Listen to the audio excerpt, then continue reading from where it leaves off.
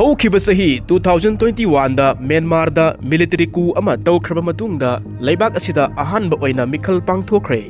Miyamna yabi yadaba natragana apamba mawongda pangthoktaba haibidudi tongana thamkhraga election di adumak pangthokpa haukhre. Myanmar ki handakki election asi tangkak ahum thokna pangthokadawribani. Ahanba tangkak ki oina haukiba Chahi 2025 ki December ki tang 19 da vote hadanakhi.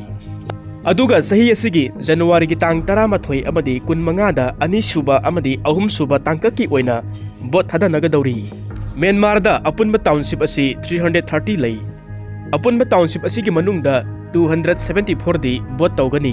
Election asida ahanba tangkaki oina township 102 asi vote hadanakhre. Aduga anisuba amasung ahumsuba tangkaki oina vote asi mathang sitna township 100 amadi 72 da vote asi hadanaragani. Aduga lemhauriba township 56 asidi vote hadaba asi ngamloidawri. Masigi maramdi lemhauriba township singadu military junta na control tawba ngamdaba township ngaktani. Myanmar ki political system da house ani lay. Upper house amadi lower house ni. Upper house ta apunba MP ki masing asi 224 lay. Masigi manungda 160 praja singna vote hadaraga khanba elected member ngaktani. Aduga lemhauriba 56 aduna military junta tatmadona appoint tawba reserve seat aduni. Aduga lower house ta apunba MP gi masing aduna 440 lay. Masigi manungda 330 di praja singna vote hadaraga khanba elected member ngaktani. Aduga lemhauriba 110 aduna tatmado military junta na appoint tawba reserve seat ni. Aduna Myanmar da handak pangthokliba mikhal asida upper house ki oina 168 ki seat ti vote tawgani.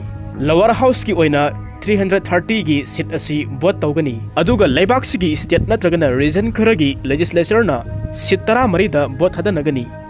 Banba yabadi vote tawraga khangadoriba seat masing asigi mathakta apunma seat ki sada 15 di military junta tatmado gi kota ni. Masigi hairiba seat sing asida military commander in chief na khangani. Handakki mikhal asida military na seat henna phangani haibasisu achum wafam oigani. Masigi matang asida khudong sab ama panba taragadi sada 15 military junta tatmado gi kota asi leijabagi mathakta makhoina mateng pangba miwai natragana party su mikhalda vote karakani. Masigi su mathakta township kharada vote asi tawredaba maramna seat kharadi adumak manglagani. Aduna masigi oiba condition asida military junta tatmado na khudong sab asi yamna heli. Amaramda pangtholiba mikhal asida apunba political party 57 na mikhal asida thengnari. Masigi manungda supnagi party taruk khakna Myanmar gi mikhal asi pangthokadoriba mafam khudimakta mikhal asi thengnagani. Aduga masigi political party tarukki manungda military junta tatmado gi party ama oiriba Union Solidarity and Development USDP hariba party asisu amani. Aduga lemhauriba party yankhaimathoi sidi laibak sinma thungna mikhal lepagi pangal amata leite. Region amada natragana state amada mikhal asi thengnaba party yamna yauri. Military junta gi party USDP na handakki mikhal asida mirep lisingi mathakta hena thadokli. Amaramdasu lower house tadi USDP na seat 19 nasi lamba amata yaudana uncontested kabagi sangda leirabani. Maramaduna military junta na mirep singa si kabagi masing asi adumak henbagi oithokpa asi lay. Adubu masi phana haidunasu military junta na handakki mikhal asi taraina khaklobagi mamidi ude. Ningsing bayai haukiba Chahi 2020 da pangthokhiba Myanmar gi mikhalda matamadugi oina Aung San Suu Kyi gi party ama oiriba National League for Democracy NLD na apunmagi seat asi sada 82% kakhiba adugi akiba adu military junta na koktribasu mali.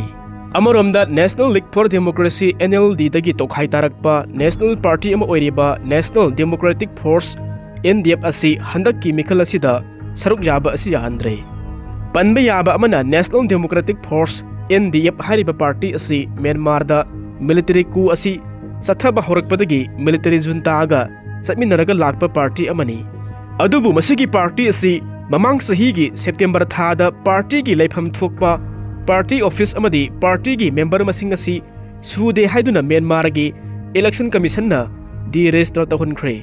Masina tonganba wari ama oikhraga nakallamaromda military junta gi pandamdi yamna mayak singna tari.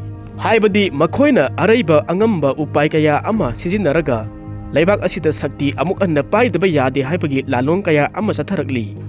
Military junta gi party USDP na makhoida sauna singnaba lakadoriba asi leibak asida atopa party natragana lanagi miyoising asi leihandaba amadi makhoibu mapangal asi sonthahanba asini.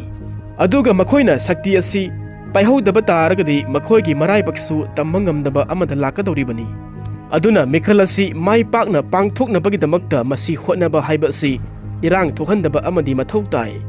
Military na khudum chanba city kaya amadadi makhoigi mayokta leiba miyoi kaya ama phaba punba asi tauba amadi court na akan bachaira kaya ama supi khiba leikhre. Aduga handaktasu mikhal asi pangthokpa yaningdabagi mayokta lai yeklaga thelubagidamagta lai yekpa artist ahum sahi nipuni thoidagina sahi nipumapan phauba asi kaisum sangda leibagi phadokpi khibasu leikhre.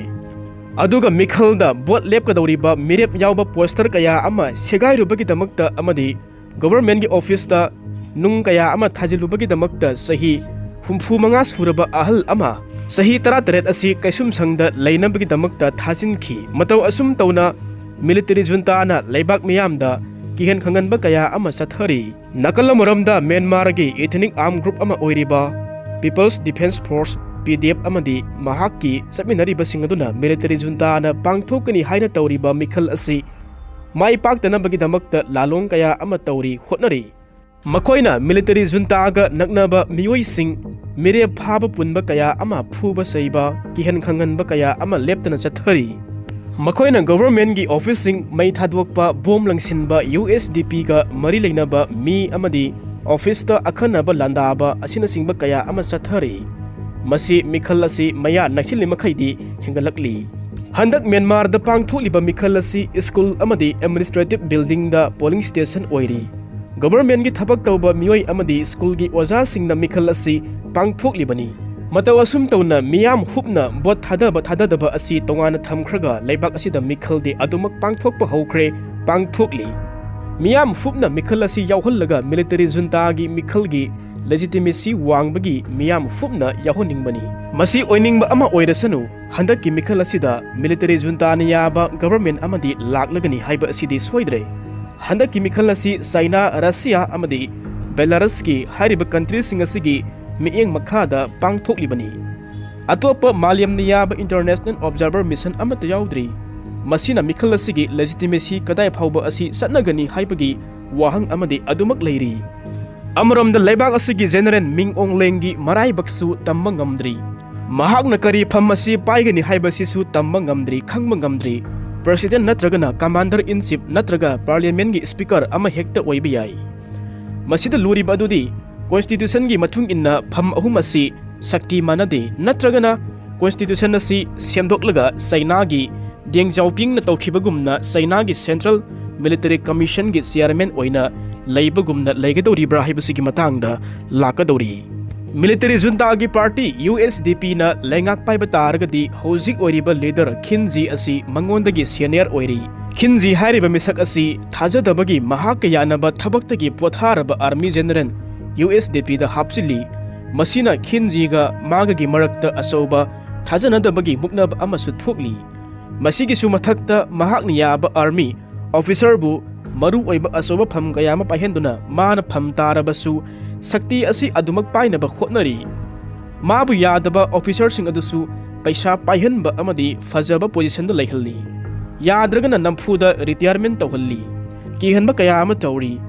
Amabu oiro miyoi million kungi mathakta humanitarian crisis ki awaba asi tari. Miyoi million 3.5 henna mayu makai si thalokdaga leirivani. Economy gi phibam asi atuki matik phatri. Malyam gi leibak miyamna yahanbagi mathau asi tarivani.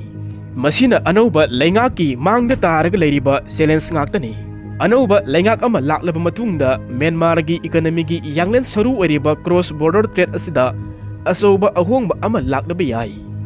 Masida ayat apan piba haibasi makhoigi economic recovery asida sauna thintaba oinabagi masaksu oi. Mataw asum tauna masi oiningba oirasanu Myanmar gi handak pangthokliba election asigi matung tarakpada military junta na support tauba party na lengak pairabasu atopana pairabasu leibak asi matam kuina sarang naraga lakpa adu afaba lambida lakpa oirasanu haina ningsingjari.